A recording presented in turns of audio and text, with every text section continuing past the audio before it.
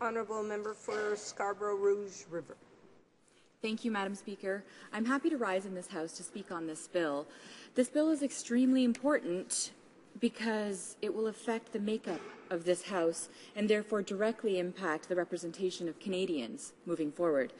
The way that these seats are distributed must be discussed, and correct seat distribution is essential to our democracy. Ensuring that Canadians are fairly represented is paramount, and as members of Parliament, we must do what we can to ensure that this representation is protected in this House. I'm happy to stand and speak to this today because of the significance of this bill to the correct representation of Canadians. I, along with my caucus colleagues on this side of the House, am supportive of the notion of seat redistribution. That being said, Madam Speaker, we must ensure that seat redistribution is done properly, as the redistribution of these seats will have direct impact on our local communities, especially communities like mine. My constituency is the most populous in the Scarborough region, and I have over 130,000 constituents that I represent. So how will this bill affect the people that I represent, and will my community be divided, and how so will this division happen moving forward?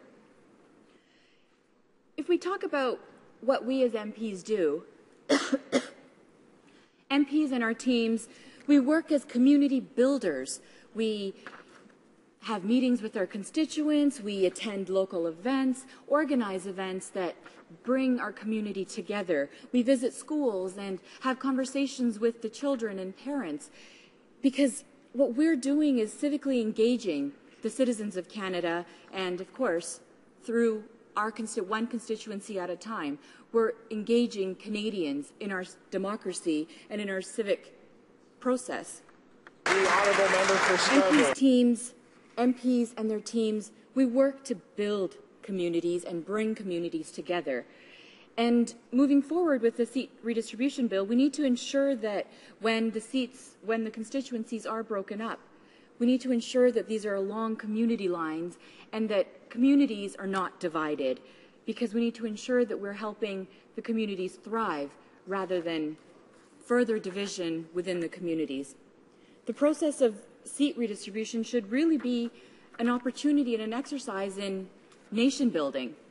It's essential to ensure that each province has the number of seats it is entitled to based on, of course, its population, but also the principle of proportionate representation.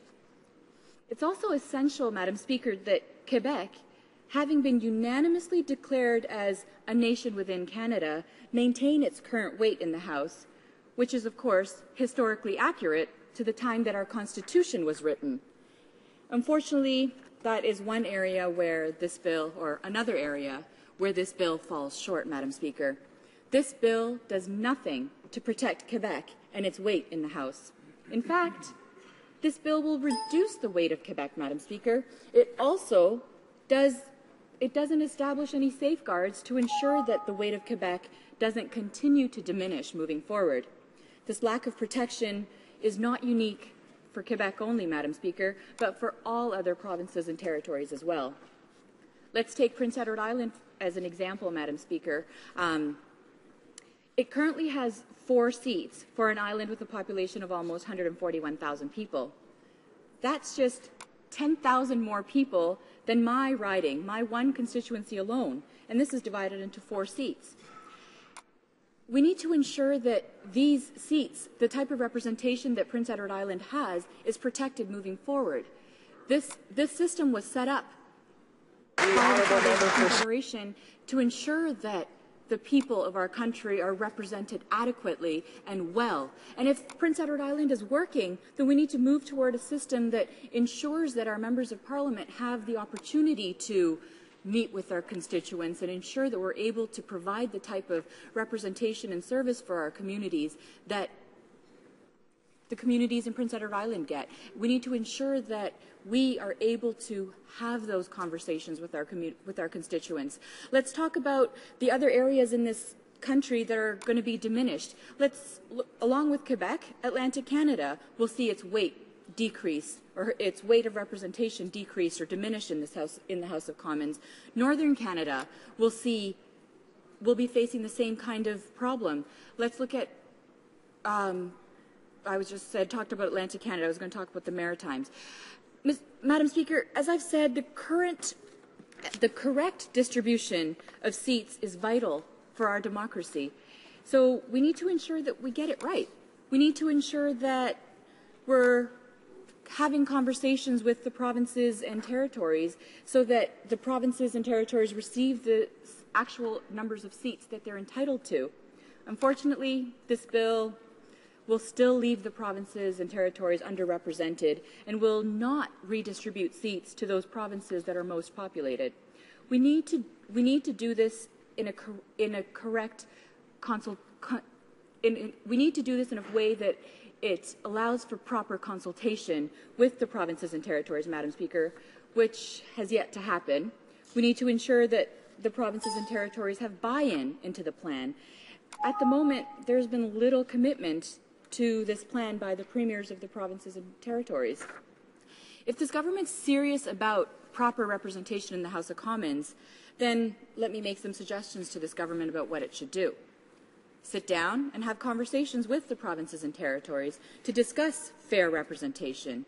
A form of fair representation may be proportional representation. And maybe even, reforming or eliminating the Senate to allow for more proper representation in this House. New Democrats, Madam Speaker, are very supportive of seat redistribution. In fact, we were the first party to introduce a bill on this very topic. The difference being, Madam Speaker, is that our bill gave additional seats to the fastest-growing provinces and to Quebec to ensure that the historic weight was maintained. At the end of the day, Madam Speaker, we need to use this process of seat redistribution as a nation-building exercise. Sir John A. Macdonald, our former Prime Minister, who was also a Conservative member, was a nation-builder. But this Conservative government is not even living up to their own party's history and also deteriorating the legacy of our fathers of Confederation. We need to work so that this process brings us together as Canadians and that it doesn't actually rip apart our nation and our communities and doesn't pit region against region. We must consult with the provinces and with Canadians and ask whether or not this bill does enough to achieve better representation by population, while at the same time building a stronger Canada. In my opinion, Madam Speaker, this bill does not. At the end of the day, Ontario, British Columbia, and Alberta will remain to be underrepresented in this House. Let me throw some numbers here, Madam Speaker, with respect to the proposed new seats in this bill. We'll see the percentage of representation in this House diminish and be less than the actual percentage of the population in all 4 of these provinces. The projected percent of population for Ontario, for instance, is 38.91%, whereas percentage in the House will be 36.12%. The Quebec will go down from its Quebec will also go down from its historically significant or historically given weight in this House. Madam Speaker, this really needs to be an exercise in nation building. And nation building is about true, fair representation that is inclusive of all in the country. If we're going to do an exercise of nation building, we need to ensure that our House looks like and represents all Canadians. That means that nation building is about ensuring that there's more women in this House that are representing the 52% of our population. We need to ensure that there are more Aboriginal people, more newer immigrant communities being represented, more youth, more persons of disability. And Madam Speaker, I'd like to also end my remarks in saying that our former leader, Jack Layton, a great parliamentarian and a great member of Parliament, lived to build this nation, lived to unite this country. And that, Madam Speaker, is what we all need to be doing, is working to bring this country together and to strengthen our country, not to be pitting region against region and diminishing the quality of the representation that we have in this House. Madam Speaker, thank you very much, and we need to be ensuring that we're doing better to represent all Canadians.